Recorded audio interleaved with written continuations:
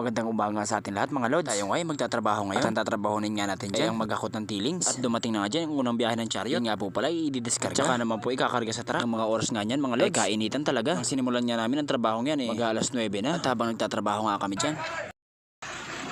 Hey, idol! Shoutout.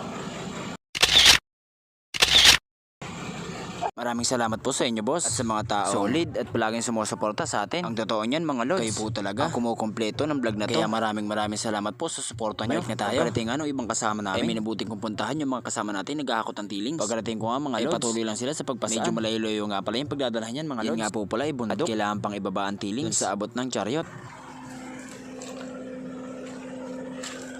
Mga lods. Hindi na pa may pasaan.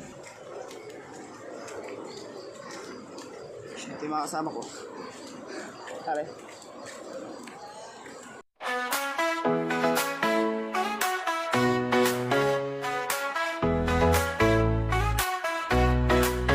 Sun is shining all day, sand between my toes, waves crashing on the bay, feel that warm breeze blow, no worries on my mind, just leave stress behind, palm trees in the line, find that peace. Putulin ko muna mga lods. Diretso kinakarga nga po pala namin yan si chariot para maihatid dun sa truck. At habang kami nagtatrabaho, Set down!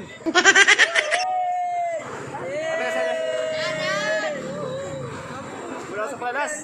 shoutout sa inyo mga lods, mga pre. Walang kakupas-kupas. Gagandang lalaki talaga natin dyan. Puno nga yan mga lods. Kumain muna kami. At ito nga yung magiging pagkain natin ngayon. Ginataang tulingan na may kasamang gulay. Sarap niyan mga chong. Kain po kayo. Baka ng kontsara mo buhay. At nang matapos nga kaming kumain dyan, ay nagparapahilan muna kami. At sa mga nagpapa-shoutout daw dyan, ito na po yung request nyo. Shoutout Guys, shoutout nga pala dyan sa Cookie Round sa bundok na si Ivan.